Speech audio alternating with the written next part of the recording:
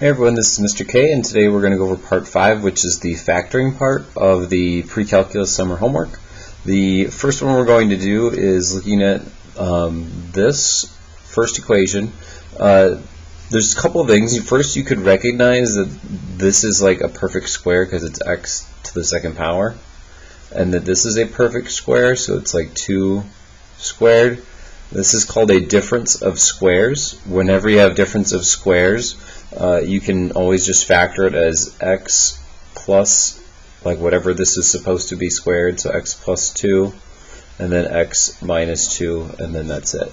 I know some of you have seen the snowflake method, so if you were to snowflake this, it would be what two numbers multiply to -4, but those same two numbers need to add to 0, so that would be 2 and -2, and then you'd have your x, and x would be x plus 2, x minus 2.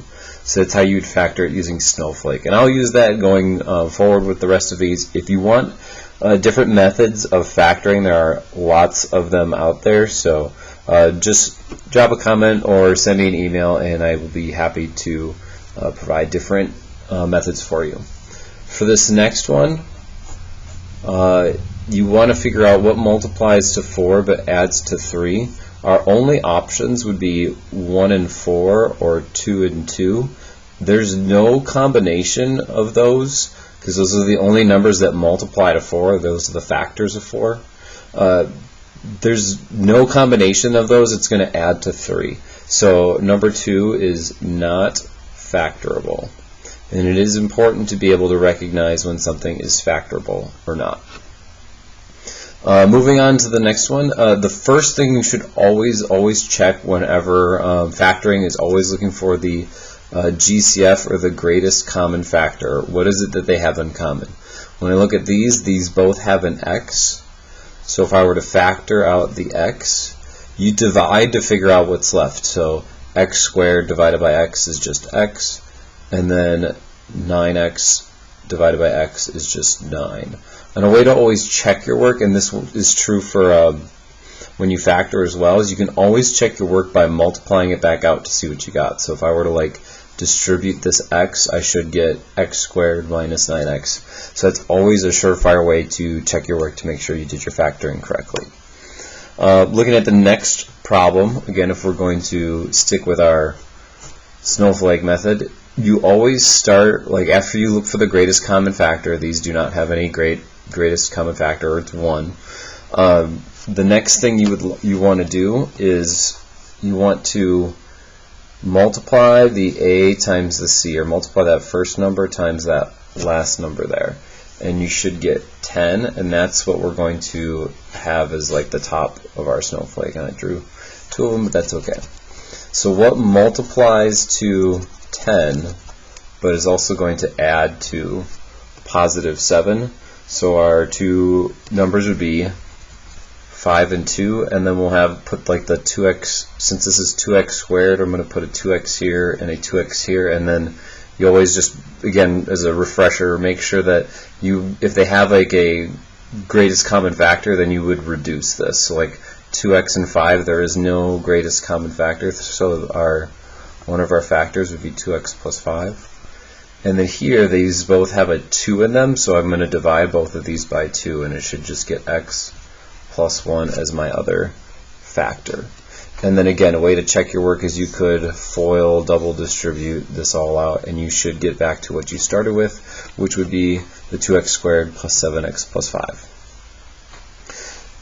The next kind of situation that you're going to run into is this x to the 6th and x cubed.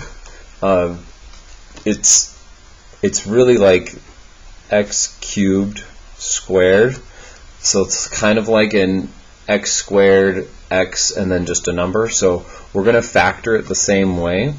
I'm going to snowflake, and what multiplies to 5 but adds to -6, and I know that's going to be -5 and -1. And so my factored form would be x. If this was just squared and regular x, it would normally then be just x minus 5, x minus 1. But since this is x cubed and this is x to the 6th, then this would be x cubed and x cubed. So just being able to recognize those different situations. You might also see like this would be just x, and this could be like the square root of x. That's another situation. This could be x to the fourth, and this would be x squared. So just making sure that you can identify those and factor them. The next one is just straight factoring. So I'm going to take my a times my c. I'm going to have 4. What two numbers multiply to 4 but also add to 4? That would be 2 and 2. And then I would write my 4x here, and so I'm going to get 2x plus 1 times 2x plus 1. And then just because my factors ended up being the same, I'm going to rewrite this as 2x plus 1 squared as like my final answer. That's the best answer you could come up with for that. The next problem, they have a common factor. All of these have a 2 and an x, so I'm going to factor that out first. And when you factor that out, you're left with 2x squared plus 3x minus 2.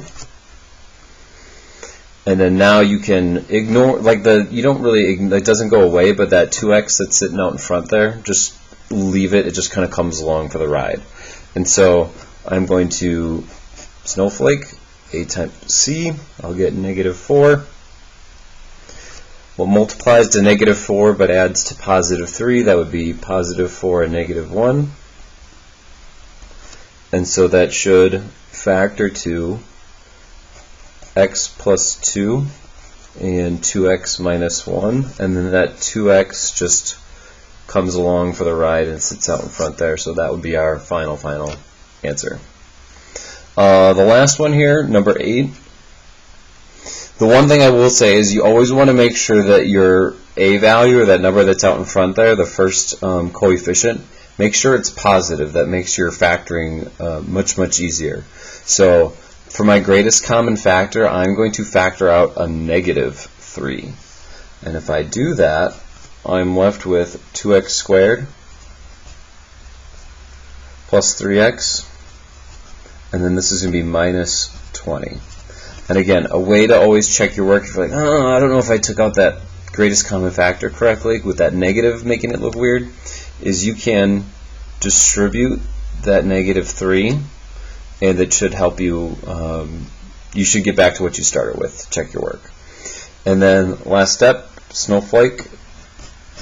I would multiply a times c, and you get negative 40, and then what multiplies to negative 40 but adds to positive 3, that would be 8 and negative 5.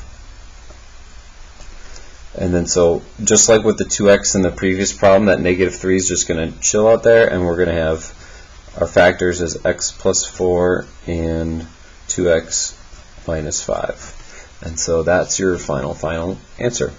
I hope you found this video helpful. If you have any questions, leave them in the comments below. Otherwise, I hope you have a great day, and we'll see you in the next one.